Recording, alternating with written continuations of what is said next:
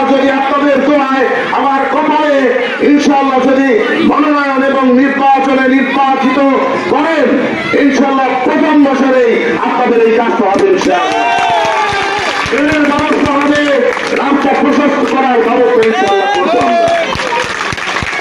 আমি পরিশেষে আপনাদের কাছে উদাহরণ আহ্বান জানাবো, অনেকেই সময় আসছে, অনেককে দেখা যাচ্ছে অনেক মানুষই এখন মনোনয়ন চায়, কিন্তু দুর্দিনের যে মানুষটি আপনাদের সাথে ছিল, সাধারণ মানুষের সাথে ছিল, পার্বতীপুর ফুলবাড়ির মানুষের সাথে ছিল, আপনারা তার সঙ্গে থাকবেন, এটাই আপনাদের কাছে আমি আশা করব।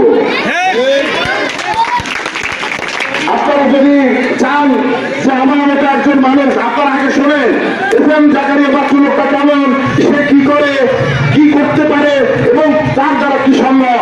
আপনারা এই বিষয়টা শোনার পর যদি মনে করেন যে না, এসএম জাকারিয়া বাচ্চুকে আমাদের নেতৃত্ব দেওয়া সম্ভব, বিগত 36 বছরে পার্বতীপুরে কোন নেতৃত্ব আসে নাই, ফুলবাড়ির নেতারা আমাদেরকে শোষণ করেছে, আমাদের উন্নয়ন করেন নাই। সেদিন আপনাদের এই সোনাপুকুর সেন্টারে আপনারা বিশদ এক ভোট দিয়ে আমাকে জয়যুক্ত করেছিলেন। সেদিন থেকে এই কাঁঠালতলী রাবেয়ার মানুষের সাথে আমার আস্থার সম্পর্ক। আজকে যে ছোট ভাইদের কথা না বললেই নয়, এখানে মানিক, মনোয়ার, আরিফ, আনারুল আর যারা আছে, এদের সঙ্গে সার্বক্ষণিক আমার যোগাযোগ আছে। তারা সার্বক্ষণিক আমার সঙ্গে যোগাযোগ করে, তারা আমার কাছে যায়, আমি তাদের কাছে আসি, আমার ভাইদের কাছে আসি। সে কথাটা আমি বলতে চাই, রাজনৈতিক গল্প তো অনেক শোনা যাবে, রাজনৈতিক গল্প আপনারা শুনতে পাবেন। আজকে যে কথাটা বলতে চাই, আমি জনগণের জন্য কাজ করতে চাই, আমি সমাজের জন্য কাজ করতে চাই, আমি ধর্মীয় অনুশাসনের জন্য কাজ করতে চাই, আমি সাধারণ মানুষের জন্য কাজ করতে চাই। আপনারা অনেকেই অবগত আছেন, বিগত 2000 সাল থেকে আমি পার্বতীপুর ফুলবাড়ি কথা রাজশাহী থেকে পঞ্চগড় পর্যন্ত বিভিন্ন এলাকায় কয়েক শত মসজিদ আল্লাহ তাআলা আমার হাতে স্থাপিত করেছেন। আমি সেদিন এই ফলশ্রুতিতে পার্বতীপুরের এমন কোন ইউনিয়ন নেই, এমন কোন ওয়ার্ড নেই যে ওয়ার্ডে কমপক্ষে 30টা থেকে 50টা টিউবওয়েল, অগণিত টিউবওয়েল আমি মানুষের পানি পান করবার জন্য ব্যবস্থা করে দেয়নি। আপনারা জিজ্ঞাসা করতে পারেন এত টাকা পান করি। আমি আরো আমিরাদের একটি এনজিওর সঙ্গে ছিলাম, সেখানে আমি লিস্টের ঠিকাদার ছিলাম। বিদেশি টাকায় সম্পূর্ণ বিনামূল্যে এই টিউবওয়েল, মসজিদ, অজুখানা, গরু, ছাগল, গরিব মানুষের বাড়ি, হুইলচেয়ার, এই সমস্ত উন্নয়নমূলক কাজ আমি করেছি। আপনারা হয়তো অনেক শুনেছেন, আপনাদের যে ভাইরা আমাদের সঙ্গে দেখা হয়েছে, কথা হয়েছে, আমি অনেকবার এসেছি, কিন্তু মা বোনদের সঙ্গে আমার কখনো দেখা হয়নি। তাই আজকে এই উঠান বৈঠকের প্রচেষ্টা, আপনাদের সকলের সঙ্গে দেখা করার প্রচেষ্টা, আমি অন্তত পক্ষে আজকে দেখা করলাম। আপনারা বলতে পারবেন আমাদের ভাইটাকে আমরা দেখেছি, আমাদের সন্তানটাকে আমরা দেখেছি, তার কথা আমরা শুনেছি। এই ফলশ্রুতিতে আমি আপনাদেরকে উদাত্ত আহ্বান জানাবো, আমি 9 সালের উপজেলা নির্বাচন করে নির্বাচিত হয়ে সেদিন জানেন হাইনা সরকারের খপ্পরে পড়ে সেদিন আমি চেয়ারে বসতে পারিনি। আপনারা আপ্রাণ চেষ্টা করেছিলেন, আপনাদের ভোট আপনারা প্রয়োগ করেছিলেন, কিন্তু সেদিন আমাকে চেয়ারে বসতে দেওয়া হয়নি। পরবর্তী সময়ে আমি 14 সালে আবার উপজেলা নির্বাচন করি, সেদিনও অনেক ভোট পেয়েছিলাম, কিন্তু পরবর্তী সময়ে 2011 সালে যখন এমপির মনোনয়ন প্রত্যাশা করি, তখন দলের সিদ্ধান্ত অনুযায়ী আমরা অনেকজনেই মনোনয়ন প্রত্যাশা করেছিলাম। তার মধ্যে প্রাথমিকভাবে প্রেসিডেন্ট রেজানুল হক ভাই এবং আমাকে মনোনয়ন প্রাপ্ত করা হয়েছিল। মায়েরা আমার, সেদিন আমি হক ভাইয়ের সাথে ধানের শীষ মার্কায় আপনাদের কাছে ভোট প্রার্থনা করেছি এবং সম্পূর্ণ ভোট তার সঙ্গে একসঙ্গে করেছি। আজকে গত 2018 সালে মনোনয়নপ্রাপ্ত হওয়ার পরিপ্রেক্ষিতে পরবর্তী সময়ে রাজনৈতিক কারণে রাজনৈতিক যত কর্মকাণ্ড ছিল সেই কর্মকাণ্ডগুলো অক্ষরে অক্ষরে পালন করবার চেষ্টা করেছি।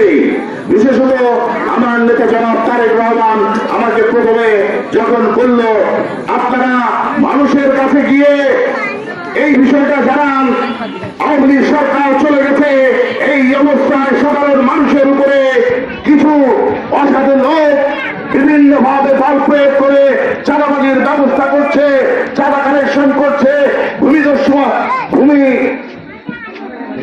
ভূমিদস্যুতা করছে, আপনারা এগুলোকে রুখে দেন। এর এই ফলশ্রুতিতে আমি আমাদের পার্বতীপুরের 10টি ইউনিয়ন এবং ফুলবাড়ির 7টি ইউনিয়ন, এই নিয়ে 17টি ইউনিয়ন এবং 2টি পৌরসভায় এই কর্মসূচি আমি বাস্তবায়ন করি। যখন একটি তারেক রহমানের নির্দেশ চাঁদামুক্ত বাংলাদেশ, এই প্রতিবাদকে সামনে রেখে আমরা অক্লান্ত পরিশ্রম করে আপনাদের যারা আছে এখানকার তেনাদেরকে সাথে নিয়ে বিভিন্ন ইউনিয়নে আমরা এই কাজটি করেছি। পরবর্তীতে আমাদের নেতা জনাব তারেক রহমান যখন 31 দফা বাস্তবায়নের লক্ষ্যে আমাদেরকে বলল আপনারা গিয়ে সাধারণ মানুষের পাশে দাঁড়ান, আমার 31 দফা আপনারা মানুষকে বোঝানোর চেষ্টা করেন। তিনি বললেন সবার আগে বাংলাদেশ, বাংলাদেশ হচ্ছে আমাদের মাতৃভূমি, এই দেশের জন্য আমরা সবকিছু করতে পারি। 1971 সালে এই দেশকে স্বাধীনের জন্য সাধারণ মানুষ বছরে যে আওয়ামী লীগ করেছে, মুসলিম লীগ করেছে, অন্য কিছু করেছে, সেদিন দেশের জন্য অকাতরে রক্ত ঢেলে দিয়েছে ভাইয়েরা আমার। পরবর্তী সময়ে 2024 সালে 5 তারিখে যে অকাতরে প্রায় 2000 মানুষ জীবন দিয়েছে, তারাও দেশের জন্য জীবন দিয়েছে। তাই আমি তারেক রহমানের নির্দেশে যে কথাটা বলতে চাই, সবার আগে বাংলাদেশ। আমি আপনাদের আহ্বান জানাবো, আপনারা সবাই দেশের জন্য, দেশের কল্যাণের জন্য, মানুষের জন্য আপনাদের সন্তানকে আপনারা অন্তত পক্ষে একটিবার দোয়া করবেন মায়েরা এবং বোনেরা আমার। আজকে আমাদের আরো প্রোগ্রাম আছে, না হলে অনেক কথা হয়তো আপনাদের সঙ্গে বলা যেত। পরিশেষে আমি আপনাদের কাছে উদারত একটি আহ্বান জানাবো, মারা আছেন, বোনেরা আছেন, ভাবিরা আছেন, আপনাদের কাছে আমি একটা জিনিস চাইবো। আপনারা যদি দিতে চান তাহলে আমি আপনাদের কাছে সামান্য সেই জিনিসটা তাহলে আমি চাবো ইনশাল্লাহ। আপনারা একটু হাত দেখেন, আপনারা কি চান? আপনারা কি দেবেন? ধন্যবাদ। আমি ছোট্ট একটা জিনিস চাইবো, আপনারা যদি আমাকে আপনাদের সন্তান ভাবেন, আপনাদের ভাই ভাবেন, আপনাদের বন্ধু ভাবেন, তাহলে আমাকে এই সামান্য জিনিসটা আপনারা দিবেন। একটু পরে আমি আপনাদের কাছে চেয়ে নেব। তার আগে একটু কথা বলতে চাই, এই সোনাপুকুরে বানিয়ে পাওয়া রাস্তার যে অবস্থা, একটা হুন্ডা আসতে আর একটা হুন্ডা যায় না। আপনাকে কিছুই চাইতে হবে না, ইনশাল্লাহ আমি আপনাদেরকে মাদেরকে প্রতিশ্রুতি দিয়ে যাচ্ছি, বোনদেরকে প্রতিশ্রুতি দিয়ে যাচ্ছি, ভাবিদেরকে প্রতিশ্রুতি দিয়ে যাচ্ছি। ইনশাল্লাহ আল্লাহ যদি আপনাদের দোয়ায় আমার কপালে ইনশাল্লাহ যদি মনোনয়ন এবং নির্বাচনে নির্বাচিত করেন, ইনশাল্লাহ প্রথম বছরেই আপনাদের এই কাজটা হবে। ইনশাল্লাহ ট্রেনের ব্যবস্থা হবে, রাস্তা প্রশস্ত করার ব্যবস্থা ইনশাল্লাহ করতে হবে। আমি পরিশেষে আপনাদের কাছে উদারত আহ্বান জানাবো, অনেকেই সময় আসছে, অনেককে দেখা যাচ্ছে, অনেক মানুষই এখন মনোনয়ন চায়, কিন্তু দুর্দিনের যে মানুষরা আপনাদের সাথে ছিল, সাধারণ মানুষের সাথে ছিল, পার্বতীপুর ফুলবাড়ির মানুষের সাথে ছিল, আপনারা তার সঙ্গে থাকবেন, এটাই আপনাদের কাছে আমি আশা করবো।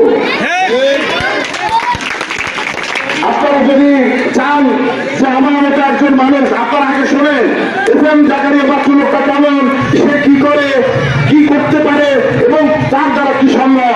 আপনারা এই বিষয়টা শোনার পর যদি মনে করেন যে না, এফএম জাকারিয়া বাচ্চুকে আমাদের নেতৃত্ব দেওয়া সম্ভব, বিগত 36 বছরে পার্বতীপুরে কোন নেতৃত্ব আসে নাই, তুমি বলেন নেতা করেছে, আমাদের উন্নয়ন করেন নাই। তাই পার্বতীপুরের নেতৃত্ব সৃষ্টির লক্ষ্যে যদি আপনারা প্রয়োজন মনে করেন, আপনারা দেখেন যে না এসএম জাকারিয়া বাচ্চুর প্রয়োজন আছে, তাহলে আপনাদেরকে একটি কাজ করতে হবে। ভাইরা, আমি যে কথাটা বলবো, আপনাদের আত্মীয় স্বজন আছে পার্বতীপুরে, ফুলবাড়িতে আছে না? আমি আপনাদের কাছে ভাতও খাইতে চাই না, আপনাদের কাছে নাস্তাও খাইতে চাই না। আপনারা 5 থেকে 10 টাকা খরচ করবেন আমার জন্য। আপনাদের মেয়ের সঙ্গে যদি আপনারা কথা বলেন, তাহলে আপনাদের মেয়ের সঙ্গে কথাও হলো, আমার সালামটুকু পৌঁছায় দেবেন এবং আমার আলোচনাটুকু আপনারা পৌঁছায় দিবেন। এইটুকুই আপনাদের কাছে চাওয়া আমার। আপনাদের বোনের সঙ্গে কথা বলতে পারবেন, আপনার মায়ের সঙ্গে কথা বলতে পারবেন, আপনার শ্বশুরের সঙ্গে কথা বলতে পারবেন। এই কথাগুলো বলে আপনারা আমাকে আগে যাওয়ার সুযোগ করে দেন। আপনারা অন্তত পক্ষে একটিবার আমাকে বিশ্বাস করেন, ইনশাআল্লাহ আমি পার্বতীপুর এবং ফুলবাড়ির মানচিত্র চেঞ্জ করে দেবো। ভাইয়েরা আমার, আমি সর্বোপরি আপনাদের সকলের সুস্বাস্থ্য এবং মঙ্গল কামনা করে আমার সংক্ষিপ্ত বক্তব্য এখানে শেষ করছে। শহীদ আমার হোক, বেগম খালেদা জিয়া জিন্দাবাদ, তারেক রহমান জিন্দাবাদ। ধন্যবাদ।